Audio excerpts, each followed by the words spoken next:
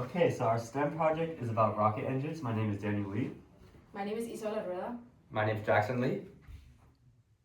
I'm Felipe Spielkamp. My name is Madison Long. And I'm Willie Joseph. So we chose the rocket engines as our topic because we are all aerospace or mechanical engineers, or that's our majors, and we have a lot of interest in this area because we could be going into work in this field in the future, especially because we're in Florida and we have a large rocket industry. So the claim we have for this presentation is to create interest in and educate people on rocket engines, as well as their history and what you need to have to start working in a career with rocket engines. Rockets are at the heart of space travel, and continued interest in them is what keeps innovation in the space industry going. So a description of rocket engines. Rocket engines generate thrust by mixing a fuel and oxidizer, which is then ignited inside the engine's combustion chamber. The hot expanding gas from that reaction is then funneled out the nozzle in the engine's rear, creating the flame that we can see coming out of rocket engines. They're a great example of Newton's third law of motion. With every action, there's an equal or opposite reaction. So when a gas goes down, the rocket goes up. As for different types of rocket engines, there are three different types of rocket engines: liquid propellant, solid propellant, and hybrid.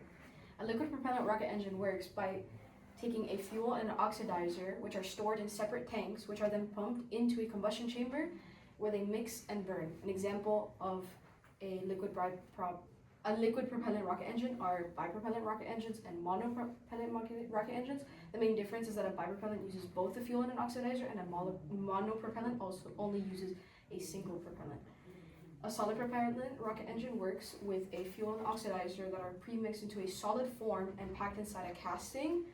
An igniter starts the combustion, which continues until all the propellant is up. And then a hybrid rocket engine combines a solid propellant, which is usually the fuel, with a liquid or gaseous oxidizer, once again creating another combustion reaction. History of rocket engines.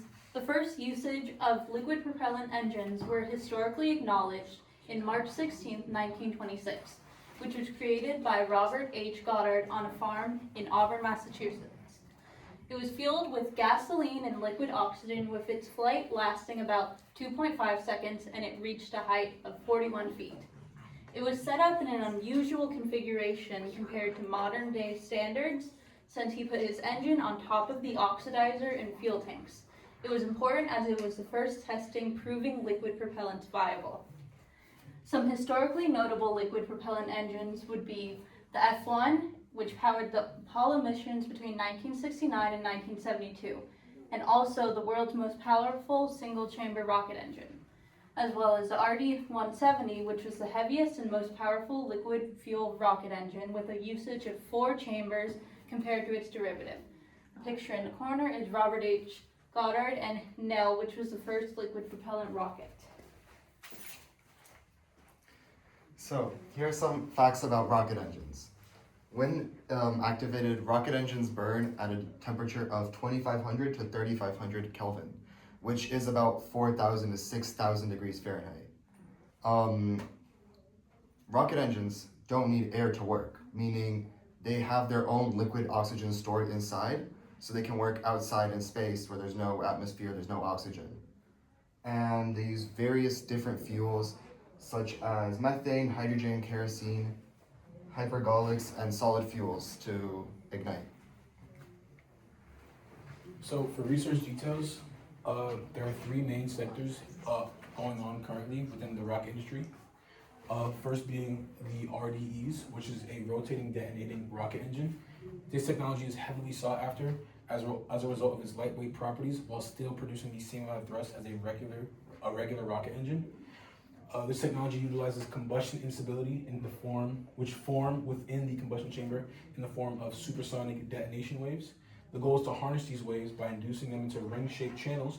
However, this has yet to be sustainable. The second research sector is in regards to using liquid methane as a fuel source within rocket engines. Most rocket engines utilize kerosene as a fuel source, However, the use of liquid methane has begun, for example, in rockets such as SpaceX's Starship, which utilizes the cryogenic state of the liquid methane to cool the engine itself. And finally, new manufacturing techniques. Companies such as NASA and Harris have conjoined to create a new manufacturing technique, which is called metal additive manufacturing, which provides reduced lead times and cost reduction. In addition to its economic upsides, there's engineering benefits in the form of performance opportunities as a result of the multi-alloy parts. As for applications of rocket engines in industry and the real world, many companies like Blue Origin, SpaceX, NASA, L3Harris, and ULA all use these different types of rocket engines. The most popular of the three categories that I talked about previously is a liquid rocket engine, as most companies utilize those. For example, SpaceX Starship rocket uses 6 Raptor engines, which is this one right here, which uses cryogenic liquid methane and liquid oxygen to create a full-flown stage combustion cycle. Additionally, Blue Origin and ULA both utilize an engine called the BE4, which stands for Blue Engine 4, which is pictured up here in some of their rockets, such as the New Glenn rocket from Blue and the Vulcan rocket from ULA, which is also a liquid rocket engine that utilizes combustion to create thrust. Careers with rocket engines. So propulsion engineers and system engineers both deal with rocket engines on a day-to-day basis. They require at least a bachelor's degree in mechanical, aerospace, chemical engineering, or material science.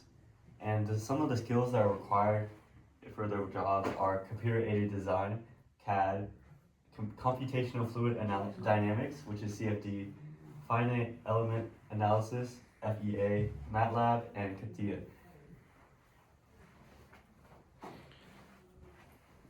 These are our citations. We used a bunch of different sources. Here's some more. And thanks for watching our presentation about rocket engines. Thank you. Thanks. Bye! Go Excel! Yeah! Go Knights! Bro, we're keeping that in. Dang, Devin.